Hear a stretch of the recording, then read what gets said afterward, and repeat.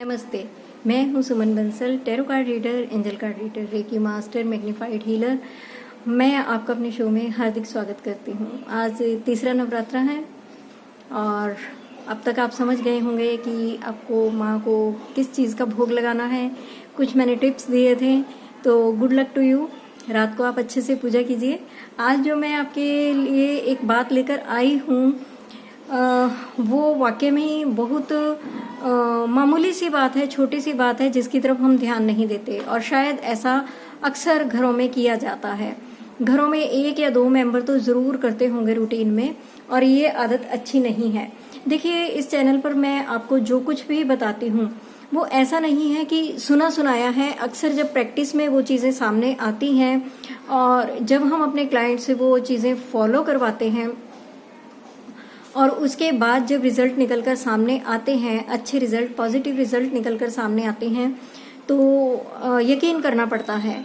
और बड़े आश्चर्यजनक ढंग से कुछ बातें ऐसी भी हैं जो हमें बहुत छोटी लगती हैं और अजीब सी लगती हैं, लेकिन वो जिंदगी की आर्थिक उन्नति से इतना संबंध रखती हैं, विश्वास नहीं होता।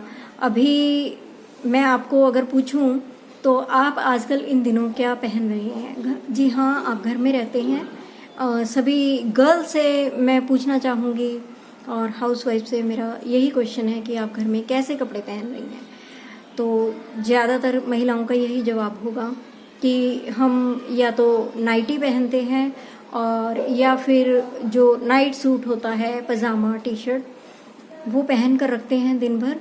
और अक्सर ये तो अभी तो चलो कोविड की वजह से ज़्यादातर वर्क फ्रॉम होम है और घर के जो मेल मेंबर्स हैं वो घर पर हैं, थोड़ा काम सा बढ़ गया है, तो लेडीज़ को भी कहीं जाना नहीं होता। लेकिन उसके अलावा भी अक्सर यही कपड़ों में महिलाओं का समय गुजरता है। तो इसका आपकी आर्थिक उन्नति से क्या संबंध है? अगर आप हर वक्त घर पर इस तरह के कपड़े पहन कर रखती हैं तो आप अपने लिए अच्छा नहीं कर रही हैं।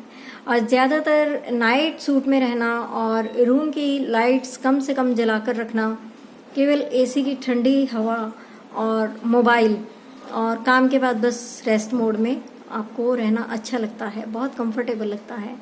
लेकिन यूनिवर्स में वही बात है कि आप कहेंगे कि मैम हर बात में यही बोलती हैं, क्या मैसेज जाता है? यही कि रिलैक्स रिलैक्स, मुझे कहीं नहीं जाना। तो इस आदत को छोड़िए, क्योंकि मुझे याद आता है कि लगभग शायद 3 साल पहले एक मेरे पास केस आया था और उस लड़की को उसकी स्टडी बार बार की गई और अंत में जाकर ये समझ में आया कि ये लड़की ज़्यादातर घर में नाइट सूट में ही रहती है और अपने रूम में भी अंधेरा करके रहती है। बहुत इंटेलिजेंट थी, लेकिन उसकी कहीं पर एडमिशन नहीं हो पा रही थी। तो बात बड़ी अटपटी थी, कहने में लगी, अजीब सी लगी। उसकी मदर से जब पूछा गया तो उन्होंने बोला कि हाँ ऐसा ही है, जो लड़की है अक्सर अपने रूम में अंधेरा सा करके रखती है, और मैंने इसको अक्सर बोला है कि लाइट तो ऑन कर लिया करो बेटा, और नाइट सूट में रहती है, 12-1 बजे तक नहाती नहीं है। तो मैंने उसको उस हैबिट को चेंज करने का बोला, और जैसे ही उस लड़की ने ये आदत को छोड़ा तो उसके लाइफ में धीरे धीरे चेंजेस आने शुरू हो गए। तो ये एक नकारात्मक ऊर्जा होती है। सुबह उठते ही सबसे पहले मैं आपको एक जरूरी बात कहना चाहूँगी, इस विषय में मैं जरूर कहूँगी कि अपने आप को एक ट्रीट दीजिए। सुबह सुबह आप उठिए और आप ईश्वर का धन्यवाद कीजिए कि आपने एक नई सुबह का वेलकम किया है, एक नई सुबह ने आपका वेलकम किया है, आपने एक नई सुबह का वेलकम किया है। और कितने लोग हैं जो सोते हैं तो कभी उठते ही नहीं हैं, और आप स्वस्थ हैं। आप अपने आप को शीशे में निहारिए।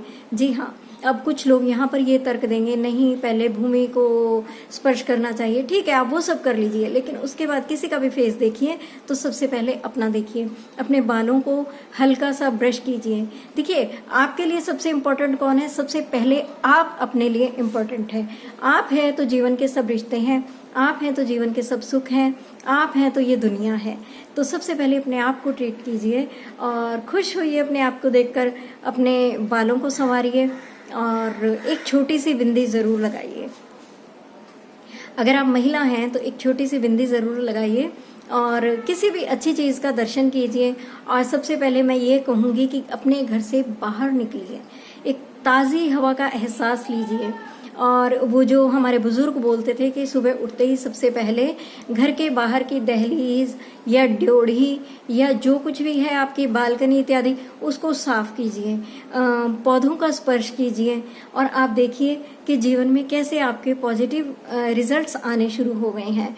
वो चीज़ें, वो छोटी छोटी चीज़ें कब छूमंतर हो गई जो आपको परेशान किया करती थी, आपको पता भी नहीं चलेगा। प्लीज़ एक बार करके देखिए। Thank you.